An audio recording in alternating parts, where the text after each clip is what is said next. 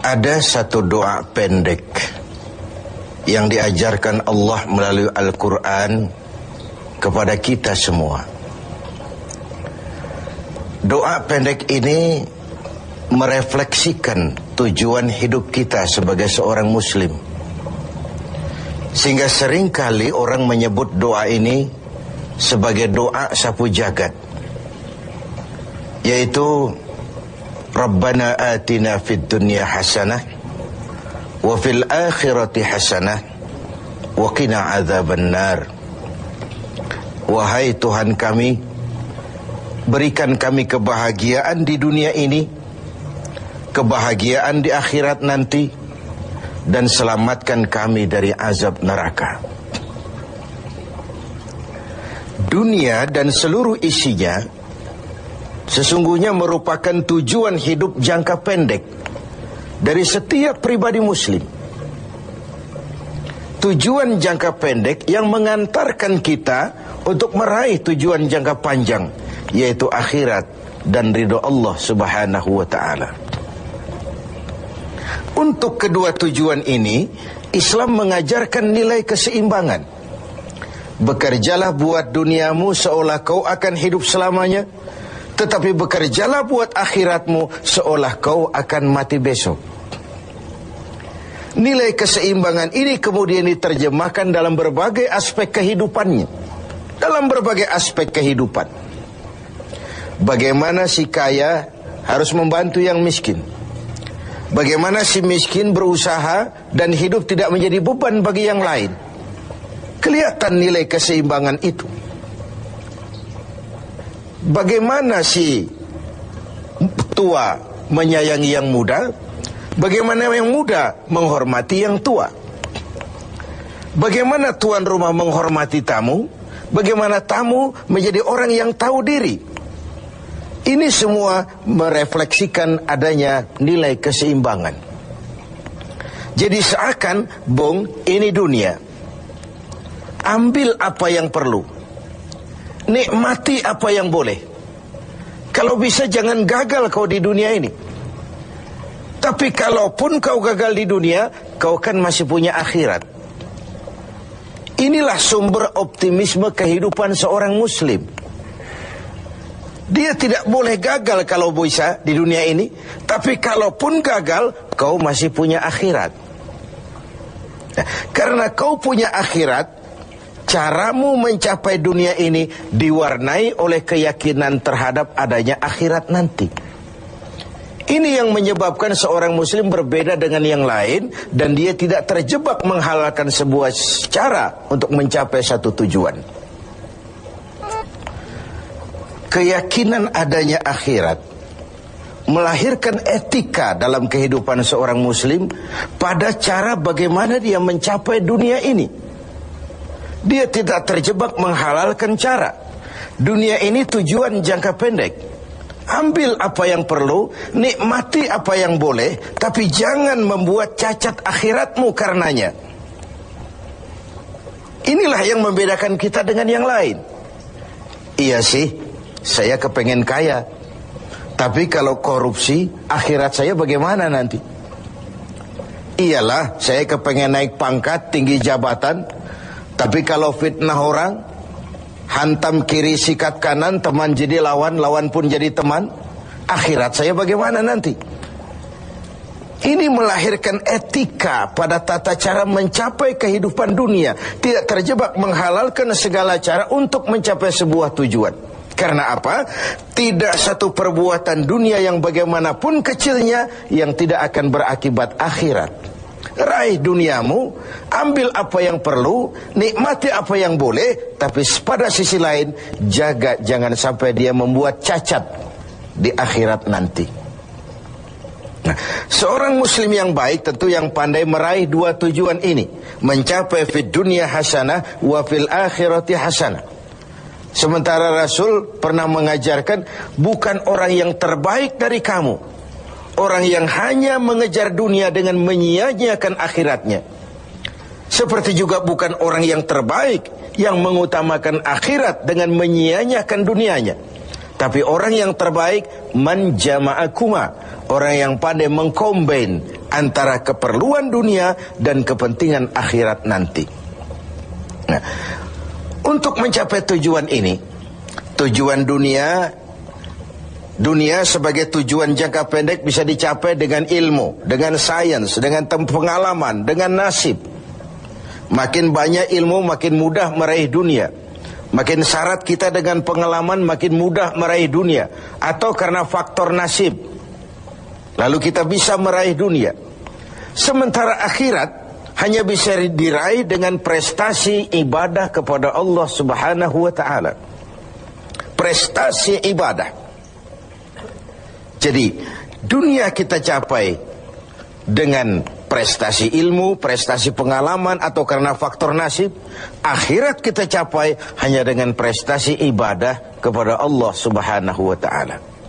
Kalaupun ada efek dunianya dari solat kita, dari puasa kita, dari haji kita, dari zakat kita, itu sekedar side effect. Tapi sasaran utama adalah akhirat dan ridho Allah. Untuk mencapai dua tujuan ini, Allah memberikan alat untuk mencapai tujuan. Dan dalam kaidah usul fikih dijelaskan bahwa lil wasail hukmul maqasid, alat dan tujuan hukumnya sama. Jadi kalau tujuan ke situ, alatnya harus ada untuk membawa kita ke arah itu. Saudara wajib naik ke loteng. Tidak bisa naik ke loteng kalau tidak ada tangga, maka tangga itu menjadi wajib adanya. Nah, untuk mencapai dua tujuan ini, fid dunya hasanah wa fil akhirati hasanah, Allah memberikan alat kepada kita. Apa alatnya? Dalam surah At-Taubah ayat 111 bisa kita lihat. Innallaha ashtara minal mu'minina anfusahum wa amwalahum bi anna lahumul jannah. Allah telah membeli dari orang-orang beriman diri mereka, harta mereka, bagi mereka adalah surga. Ayat ini merupakan transaksi yang sangat transparan. Transaksi yang sangat transparan. Pembeli Allah, penjual kita orang-orang beriman. Dagangannya amwal dan anfus, harta dan diri. Harganya adalah surga. Sekali harta dan diri sudah kita jual kepada Allah, tentu tidak akan kita jual lagi kepada yang lain. Jadi dengan kata lain, harta itu apa? Semua bentuk materi yang kita kuasai. Uang, tanah, kebun, pabrik, dan sebagainya. Lalu yang dimaksud dengan anfus, diri itu apa? Semua kekayaan yang ada dalam pribadi kita. Konsep, pikiran, ide, wewenang, jabatan, kemampuan, skill, itu semua anfus. Untuk tujuan jangka pendek, harta dan diri harus jadi rahmah bagi lingkungan. Untuk tujuan jangka panjang, harta dan diri harus menunjang jalan menuju ridho Allah Subhanahu wa ta'ala.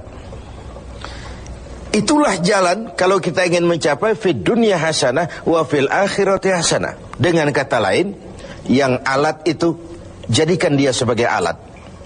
Jangan dia dijadikan tujuan. Sekali alat kita jadikan tujuan, maka kita akan kehilangan tujuan yang sebenarnya. Begitulah sang waktu sering menggeser alat menjadi tujuan. Tujuan kita adalah kekuasaan. Tujuan kita adalah kekayaan. Tujuan kita adalah popularitas. Tujuan kita adalah menghimpun segala macam kekuatan. Padahal itu cuma sekadar alat untuk mencapai fid dunya hasanah wa fil akhirati hasanah. Kalau alat kita jadikan tujuan, kita akan kehilangan tujuan yang sebenarnya. Dan akhirnya kita akan terjerat kepada fata morgana. Kita sangka itulah tujuan itu. Kita sangka kita sudah sampai kepada titik yang kita tuju, padahal cuma pandangan yang menipu saja. Akhirnya kita terjerat dalam arus siklus yang berkali-kali diperingatkan oleh Al-Quran. Alhaakumut takatsur. Kamu telah celaka lantaran berlomba-lomba menjadikan alat sebagai tujuan. Berlomba-lomba menjadikan alat sebagai tujuan. Karena itu, gunakanlah alat sebagai alat untuk mencapai tujuan, dan bukan malah alat yang dijadikan tujuan. Berapa banyak pun harta kita miliki, dia cuma alat. Setinggi apapun kedudukan yang kita capai, dia cuma alat. Sebanyak apapun ilmu pengetahuan yang kita kuasai, dia cuma sekedar alat. Untuk mencapai fid dunia hasanah, wa fil akhirati hasanah. Dengan puasa Ramadan kita harapkan menjadi laboratorium rohani yang membina nilai-nilai keseimbangan. Sebab kalau tidak ada nilai keseimbangan, akan pincanglah gaya hidup kita. Tidak mustahil kita terjebak pada materialisme, hedonisme yang pada akhirnya lagi-lagi mengantarkan kita kepada fata morgana. Semoga ibadah puasa makin menyadarkan kita untuk memperalat yang memang alat dan menjadikan tujuan yang memang tujuan untuk mencapai fid dunya hasanah wa fil akhirat.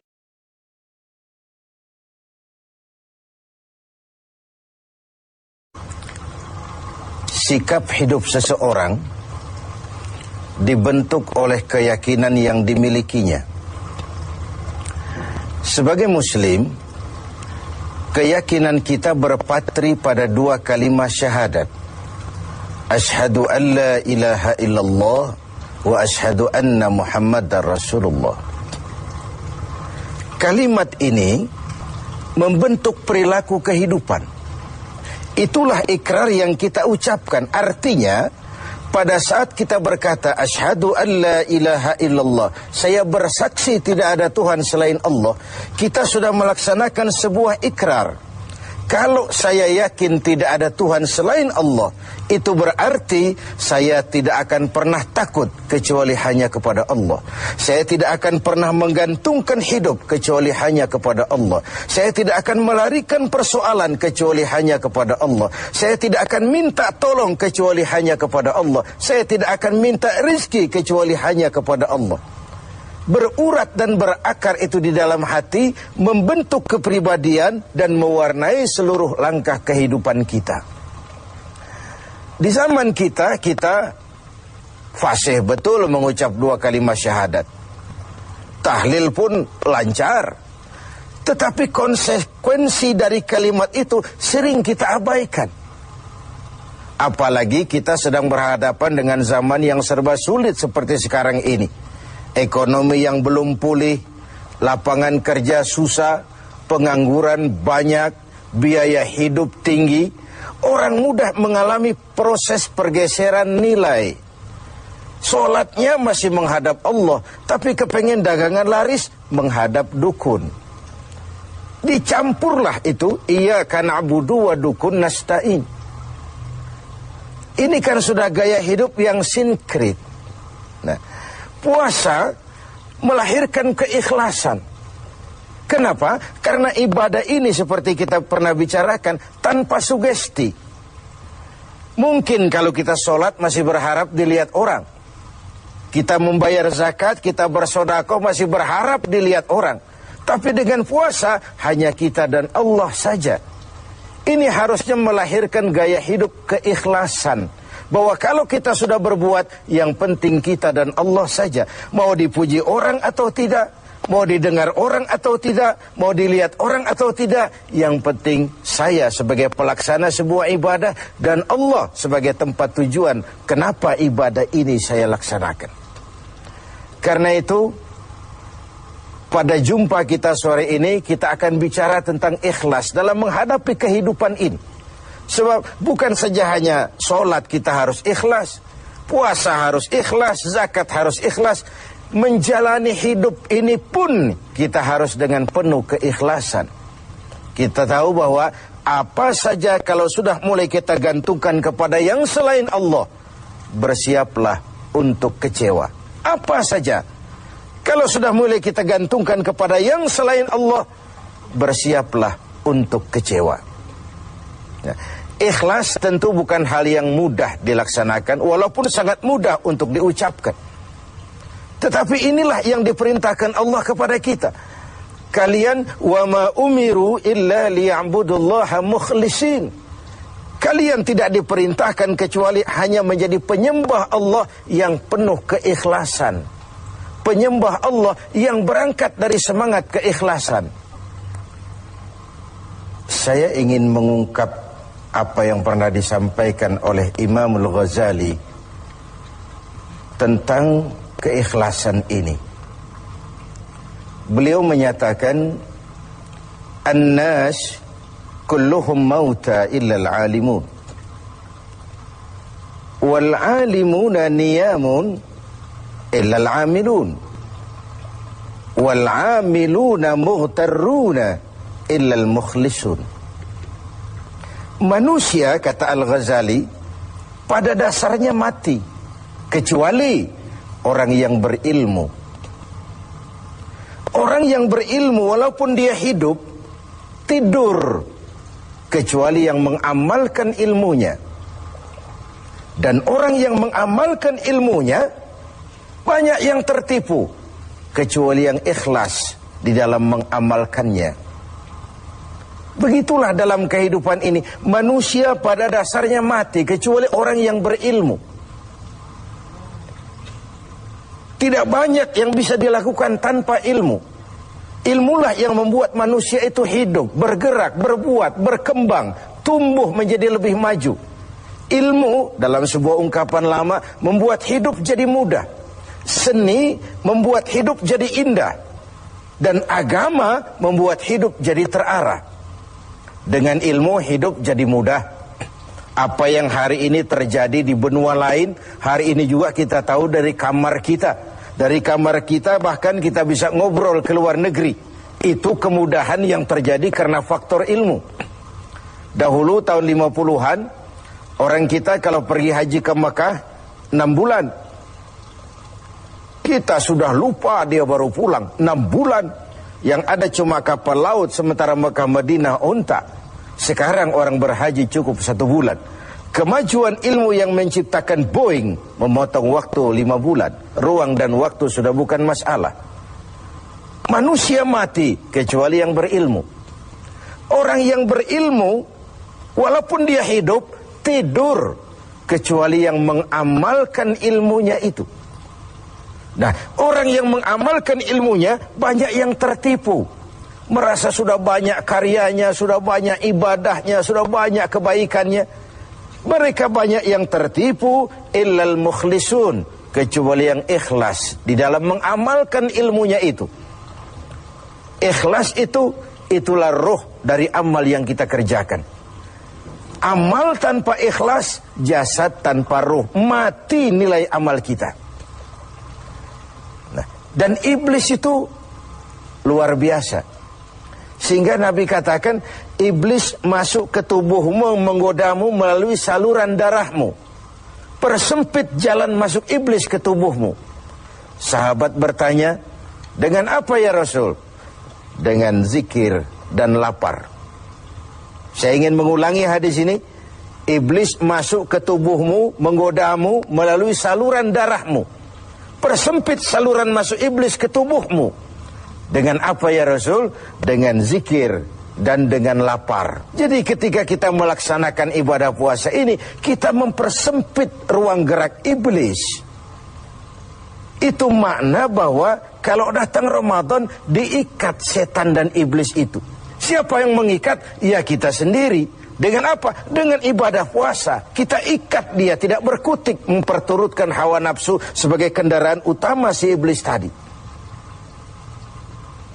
Jadi kembali kepada soalnya, keikhlasan. Itulah nilai dari amal kita.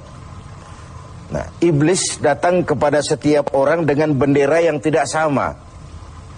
Iblis datang kepada orang kaya dengan bawa bendera bakhil. Iblis datang kepada penguasa dengan membawa bendera kezaliman. Iblis datang kepada para kiai dengan membawa bendera hasud, iri hati, dengki. Iblis datang kepada orang kaya dengan membawa bendera pelit, bin bakhil alias kikir. Strateginya berbeda, bergantung kepada yang didatanginya. Nah, kalau itu tidak terkena, ditanamkannya lah perasaan bangga. Amalmu sudah banyak, kebaikanmu sudah banyak. Dihilangkanlah keikhlasan kita. Karena itu hadirin dan pemirsa, saya ingin menyampaikan sebuah potret tentang ikhlas ini. Dulu ada cerita, Kiai punya santri 2 orang. Satu namanya si Ali, satu namanya si Umar. Satu hari si Ali pergi ke kebun, nyabut singkong. Singkong tercabut, Ali melihat, ini singkong bagus sekali. Kalau dihadiahkan kepada Pak Kiai, senang hati beliau. Tabarukan, cari berkah. Berangkat ke rumah Kiai bawa singkong. Sampai di rumah Kiai, Assalamualaikum Pak Kiai. Waalaikumsalam. Ada apa? Dari kebun Pak Kiai, saya jabut singkong, bagus sekali. Saya ingat sama Kiai, doakan saya Kiai. Oh, bawa masuk ke dapur, Li. Ali masuk ke dapur, taruh singkong. Kiai bilang sama istrinya, Bu, Ali ini jauh-jauh datang kemari, hadiahkan kita singkong ini.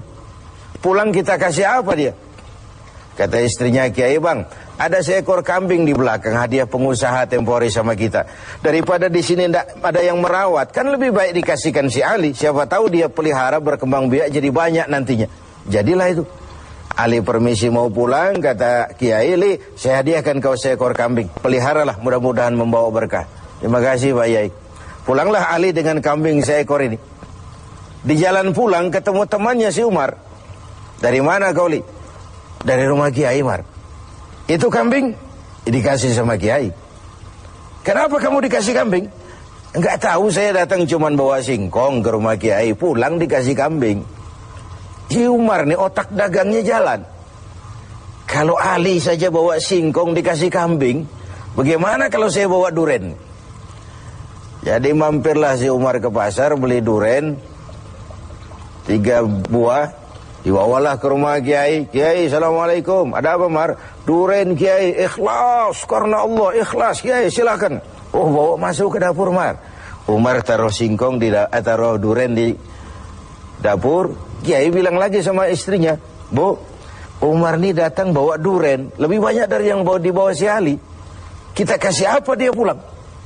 Kata istrinya Kiai, Abang nih kambing seekor pun sudah dikasih Ali, Bang. Sudah nggak ada apa-apa lagi di rumah. Gitu ya? Iya. Jadi macam mana? Kata istrinya Kiai, begini sajalah Bang. Ali tadi kan datang bawa singkong. Lalu Umar nih daripada pulang tangan kosong, sudah singkong Ali saja kasihin si Umar. Begitu. Iyalah. Ya jadilah.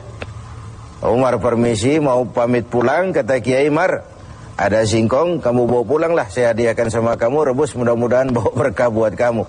Pulanglah si Ali bawa singkong nih kan.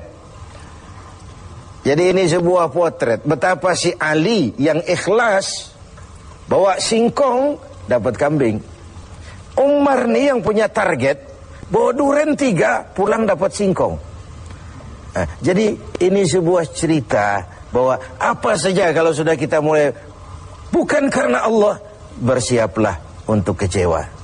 Itu dulu, barangkali adik-adik ada yang akan mengajukan pertanyaan. Silakan. Assalamualaikum warahmatullahi wabarakatuh. Salam. Ustaz Kiai, ada yang ingin saya tanyakan berkenaan dengan ikhlas. Pertanyaannya, bagaimana contoh orang yang ikhlas dalam berbuat? Ya. Contoh orang yang ikhlas dalam berbuat. Saya ingin menyampaikan sebuah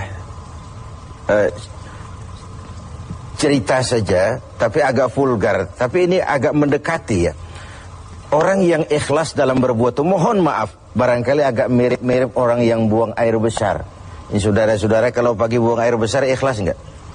Ikhlas kan? Apa pernah ditengok-tengok? Enggak pernah. Apa pernah berharap balik lagi? Juga enggak. Walaupun malam habis makan enak, makan sate, buahnya anggur, apel, besok pagi dibuang ikhlas. Enggak begitu jatuh terus ditengokin, jangan-jangan satenya ini. Enggak, sudah ikhlas, kurelakan di kau pergi. Begitu kira-kira contoh orang yang ikhlas dalam berbuat. Ini maaf ya, contohnya agak vulgar, tapi saya pikir itu yang agak mendekati. Kalau sudah berbuat ya sudah diikhlaskan saja, dilepas. Karena ikhlas itu kan artinya selamat, selamat dari noda, selamat dari kepentingan yang selain Allah, bersih dari kepentingan yang selain Allah. Nah itu yang kita inginkan dalam berbuat. Dan puasa sekali lagi melatih kita untuk menerapkan sikap-sikap ikhlas. Kan kalau sudah kita puasa, yang tahu cuma kita dan Allah saja. Bukan karena ingin dipuji orang, bukan karena ingin disanjung orang, tapi karena melaksanakan perintah Allah berdasarkan keikhlasan. Mudah-mudahan puasa ini semakin mendorong kita menjadi orang-orang yang ikhlas.